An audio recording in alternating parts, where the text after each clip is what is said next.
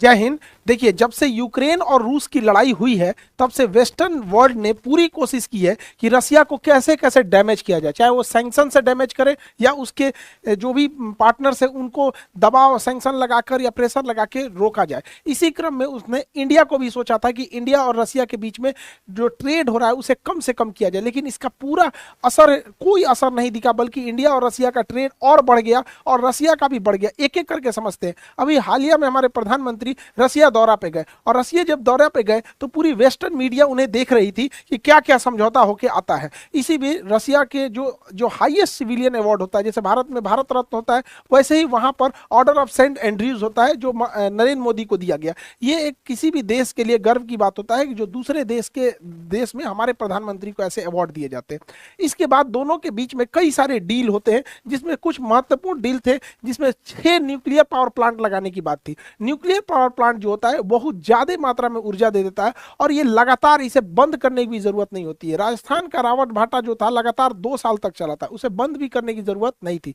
ये nuclear power plant में safety की ज्यादा जरूरत होती है, क्योंकि इसका सबसे खतरनाक एरिया इसका कोर होता है जहाँ यूरेनियम होता है। इसकी सेफ्टी के लिए यहाँ पे इसे बहुत बड़ा कंक्रीट से ढक के रखना पड़ता है। इसमें यूरेनियम का यूज किया जाता है। यूरेनियम को येलो केक कहा जाता है, इसे आशा का धातु भी कहते हैं। यूरेनियम दुनिया का सबसे महंगा पदार्थ होता है। यूरेनियम इसमें इससे महंगा दुनिया में कोई पदार्थ नहीं होता है। इससे एनर्जी ज़्यादा निकलती है। अब वो इतनी ज़्यादा एनर्जी निकलती है जिस वजह से बिजली बनाया जा सकता है। तो रसिया के साथ हमें 6 पावर प्लांट की ज़रूरत है, क्योंकि India day by day develop करते जा रहा है और हमारे इंडिया में हर चीज़ें इंफ्रास्ट्रक्चर से लेके आईटी सेक्टर में डेवलपमेंट हो रही है, तो बिजली की खपत बहुत ज़्यादा हो रही है, इसलिए इसकी भी ज़रूरत है। साथ में रसिया ने भारत के साथ बहुत संभवतः हो सके तो इस डील को करेगा फ्लोटिंग न्यूक्लियर पावर प्लांट। हालांकि रसिया के पास शिपिंग न्यूक्लियर प्लांट की बहुत एक्सपर्टीज है, उसके पास परमाणु पनडुब्बियां बहुत ज़्यादा है। तो ऐसे ही बिजली घर को पानी वाली जहाज में ये लोग फिट कर देते हैं। जो न्यूक्लियर रिएक्टर है उसे पानी वाली जहाज में फिट कर देंगे और बाकी उसमें जो भी सिस्टम है लगा देंगे। और सिप ऊपर से नॉर्मल दिखेगी, अंदर से ऐसा होगा, सिप ऐसे दिखेगी, बाहर से यहाँ पे होगा। अब इस सिप को किसी भी जगह पे हम मूव करा सकते हैं। सपोज कि अगर केरल में बिजली पे अटैक हो गया और केरल की बिजली सप्लाई खत्म हो जाती है, तो इस जहाज को केरल के पास जाएंगे और जैसे ये क्रेन लगा है ऐसे ही तार लगा देंगे यहाँ पे ग्रिड, और उसे ग्रिड से जोड़ देंगे। एक बार जब कोई भी इलेक्ट्रिसिटी ग्रिड से जुड़ जाती है तो आपका मन, आप जहां मन वहां भेज दीजिए। जैसे रेलवे लाइन पूरे देश में बिछा हुआ है, वैसे बिजली लाइन पूरे देश में बिछा हुआ है, जिसे हम लोग ग्रिड बोलते हैं। ये ग्रिड से जोड़ सकते हैं, तो इसका बहुत फायदा। इसकी क्षमता है 800 मेगावाट। पटना शहर की औसतन जो बिजली खपत है पूरे पटना जिला की 800 मेगावाट है औसतन।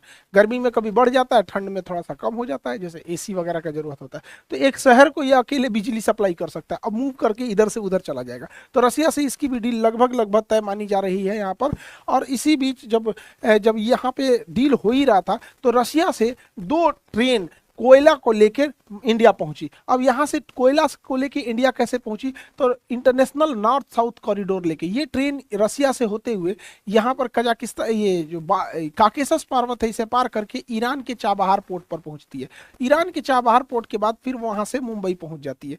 तो यहाँ से ये इंटरनेशनल नॉर्थ साउथ कॉरिडोर जाता है। इसी में यहाँ पर India Middle East economic corridor भी जाता है। तो India Middle East economic corridor जो है ये भी यहीं से गुजर सकता है। तो India Middle East economic corridor Dubai, Saudi Arab ये होते हुए यहाँ से निकल सकता है। लेकिन इन दोनों इतने बड़े बड़े ट्रेड रूट के लिए भारत के पास मुंबई बंदरगाह उतना गहरा नहीं है।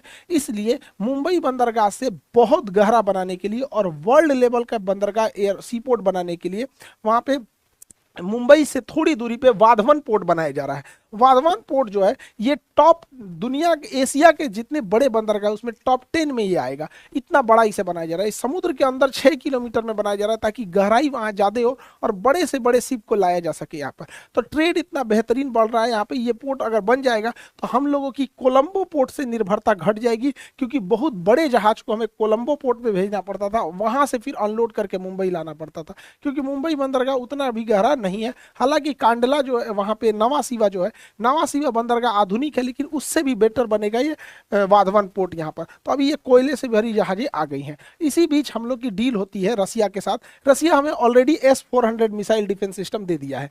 S-400 जो है 400 किलोमीटर के दायरे में आने वाले किसी भी एरियल थ्रेट को मार सकता है। ये एक किसी भी जहाज या मिसाइल को मारने के लिए काउंटर में दो दो मिसाइल छोड़ता है, ताकि एक से मिस हुआ तो दूसरा उसे मार सके। बट इसका रडार जो होता है वो 600 किलोमीटर देख सकता है, लेकिन 400 किलोमीटर के दायरे में आएंगे तो मार के गिरा देगा। इतना पावरफुल है, दुनिया का सबसे पावरफुल ये जो एयर डिफेंस सिस्टम है S-400 है। अब भारत के पास ऑलरेडी S-400 है, लेकिन ऐसा डील हो रहा है कि बहुत जल्दी भारत को रसिया जो है भारत को S-500 भी दे देगा। S-500 की मारक क्षमता 500 किलोमीटर है। अभी S-500 को केवल रसिया यूज करता है, उसने किसी दूसरे देश को नहीं दिया है। ये दुनिया का सबसे खतरनाक एयर डिफेंस सिस्टम है। अब आप समझिए कि हम लोग अगर ये एयर डिफेंस S-500 मिल जाता है, तो अगर हम इसे अमृतसर पे रखते हैं तो पाकिस्तान के अंदर कोई जहाज नहीं उड़ सकता है, क्योंकि उतनी अंदर तक वो देख सकता है और वहां पे मिसाइल से हमला कर सकता है। चाइना के पास भी ये सिस्टम है, लेकिन चाइना के पास केवल S-300 है, यानी ये केवल 300 किलोमीटर मार सकता है। और हमारे पास S-400 ऑलरेडी है। ऑलरेडी है चाइनीज भाई लोग, तुम समझो ध्यान से, हमारे पास S-400 पहले से है, S-500 आने वाला है। तो इसका मतलब अगर हम लोग सामने सामने की लड़ाई हो तो उसकी एयरफोर्स कितनी भी तगड़ी हो, वो मैक्सिमम हमारे अंदर 300 किलोमीटर पेनिट्रेट कर सकता है, और हम लोग उसके अंदर 500 किलोमीटर कर सकते हैं। तो ये एक बेहतर डील है भारत और रसिया के बीच में, जो दिखाता है कि दोनों देशों के रिश्ते कितने मजबूत हैं, क्योंकि S-500 केवल और केवल रसिया यूज करता और किसी को नहीं दिया है। रसिया ने तुर्की को भी S-400 दिया था, जिसपे वेस्टर्न मीडिया ने बहुत बवाल मचाया था। तो हम दोनों के रिश्ते बहुत बेहतरीन होते जा रहे हैं। हालांकि बहुत दबाव बनाया गया, रसिया ने अपनी ओर से ऑफर भी किया है। Su-57 Su-57 सुखोई का ये विमान है, ये बहुत बेहतरीन जहाज है, लेकिन स्टिल्थ टेक्नोलॉजी से होता है। स्टिल्थ रडार में नहीं आते हैं, इसे अमेरिकन जहाज F-22 रैप्टर से तो ना किया जाता है, लेकिन ये काफ़ी कॉस्टली है। तो भारत इसमें इंटरेस्ट भी दिखा रहा है, और नहीं भी उतनी तरह से नहीं कह सकते, लेकिन रशिया की ओर से ये खुला ऑफर किया गया है हमारे लिए। यहाँ पे राफेल वगैरह से तो ये तगड़ा है। एक्चुअल हर जहाज की अलग अलग काम होता है। जैसे सड़क पे देखते होंगे, जो काम टेम्पू कर सकता है वो ट्रक नहीं कर सकता है, जो काम बाइक करेगा वो कभी बस नहीं कर सकता है। तो ऐसे कहिएगा कि बताइए, आप ही से कोई पूछेगा कि मोटरसाइकिल अच्छा, फोर व्हीलर अच्छा, कार अच्छा कि बस अच्छा, आप क्या कहिएगा? भाई जरूरत जिस चीज की है वो है। वैसे ही लड़ाकू जहाज में अमूमन ऐसे कॉमन मेंटेलिटी क्या होती है, जो एडवांस है वही अच्छा है। कुछ बम्बर होते हैं जो बम गिराते हैं, कुछ स्ट्राइकर होते हैं जो बम नहीं गिराएंगे, तड़तड़ा के मारेंगे, सब डॉग फाइट के काम में आएंगे। कुछ रिकॉनेसेंस मिशन में आते हैं, दूसरे देश में घुस के निगरानी करने में। कुछ दोनों काम कर सकते हैं, मार भी सकते हैं, रिकॉनेंस भी कर सकते हैं, बम भी गिरा सकते हैं, मल्टी रोल काम कर सकते हैं। जैसे राफेल एक मल्टी रोल जहाज है।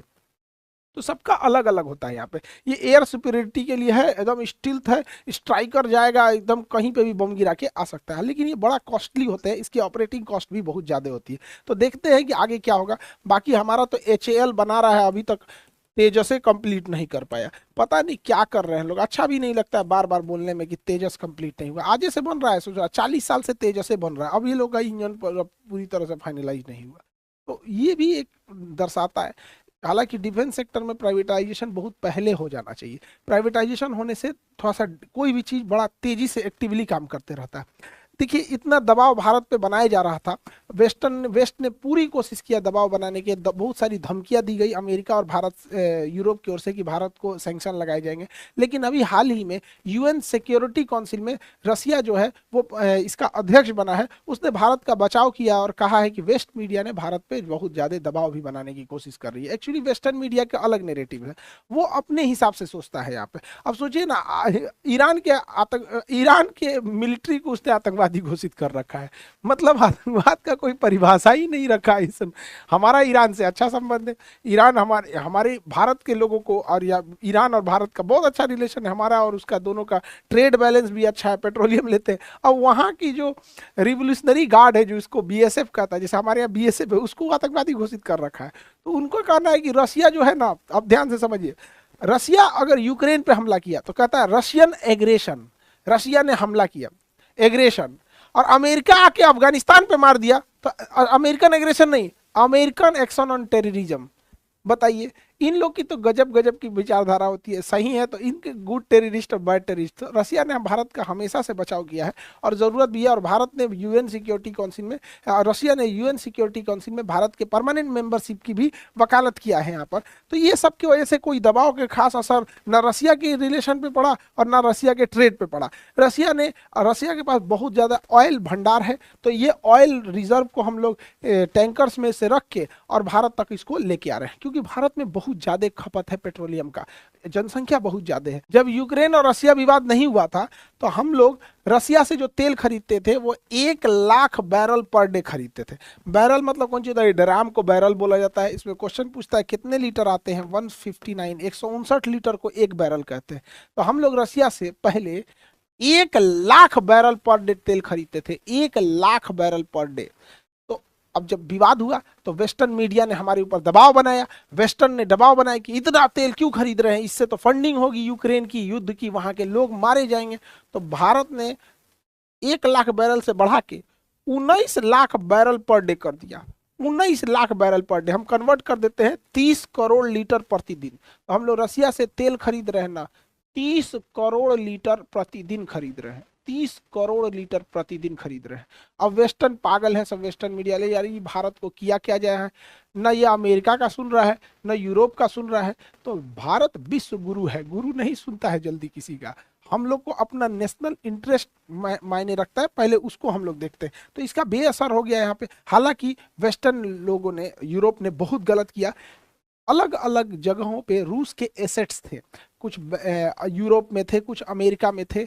उनके जो फॉरेन रिजर्व थे, पैसे, विदेशी मुद्रा भंडार थे, लगभग $300 बिलियन। ये $300 बिलियन को यूरोप और अमेरिका ने फ्रीज कर दिया, कहा कि जब युद्ध खत्म होगा तो इस पैसे को निकाल सकते हो। इसी के मद्देनजर रखते हुए भारत ने भी अमेरिका में अपने गोल्ड रिजर्व को वापस लेके आया। यहाँ पर इन पे कभी भरोसा करने लायक नहीं है। दे आर एकदम, इन लोगों के पास, अंग्रेजों के पास कोई एथिक्स नाम की चीज नहीं होती है। इन्होंने 25 लाख बंगालियों को भूखे मरने दे दिया जब हम गुलाम थे तब। इन्होंने छोटे बच्चे को गोली मारा जलियांवाला बाग में, और इनको अगर खरोच आ जाएगी ना तो दुनिया, पूरी दुनिया खोपड़ी पे उठा लेंगे। इनके पास कोई एथिक्स नहीं होता है, किसी को मार देंगे, किसी से कुछ भी कर देंगे। इन पे कभी भरोसा नहीं करना चाहिए। तो अब इसका, हालांकि इसका बस एक देश ने विरोध किया था, किंग सलमान जो सऊदी अरब के, हालांकि सारे देशों को इसका विरोध जताना चाहिए। इस तरह से कोई किसी का पैसे हड़प लेगा यहाँ पे। हालांकि लाख विरोध के बावजूद रसिया के व्यापार में कमी नहीं आई, क्योंकि रसिया पिछले 4 सालों से, 4 साल नहीं, 2014 से ही रसिया जब क्रीमिया को कब्जा किया था उसी समय से यूक्रेन से लड़ाई के लिए वो पूरी तरह से कमर कस लिया था। इसमें गलती यूक्रेन की भी है। अब यूक्रेन को सोचना चाहिए कि अमेरिका जो है रूस का सबसे बड़ा दुश्मन है, तो रूस के दुश्मन को आप रूस के सिधाने बैठाइएगा तो क्या करेगा। तो वो पहले से तैयारी में था, इस वजह से रसिया में कोई दिक्कत नहीं आई है। रसिया का जो ट्रेड है, व्यापार है, वो 8.5%, 8.6% के ग्रोथ से जा रहा है। जो उसका फाइनेंस सेक्टर है, बैंकिंग है, इंश्योरेंस है, ये बॉन्ड है, वो सब 8.7% के ग्रोथ से जा रहा है। जीडीपी उसका है 10.9% के ग्रोथ से जीडीपी जा रहा है। कंस्ट्रक्शन जो वर्क होता है, बिल्डिंग कंस्ट्रक्शन, एयरपोर्ट, सीपोर्ट, जो भी रियल इस्टेट के कंस्ट्रक्शन होते हैं, 6.6% के ग्रोथ से जा रहा है। तो इससे ये पता चलता है कि रसिया पर इन सैंक्शंस का कोई खास असर नहीं पड़ा, और ना ही भारत और रसिया के रिलेशन के बीच में कोई भी इस टाइप का असर पड़ा है, क्योंकि ये आंकड़े बताते हैं कि उन पे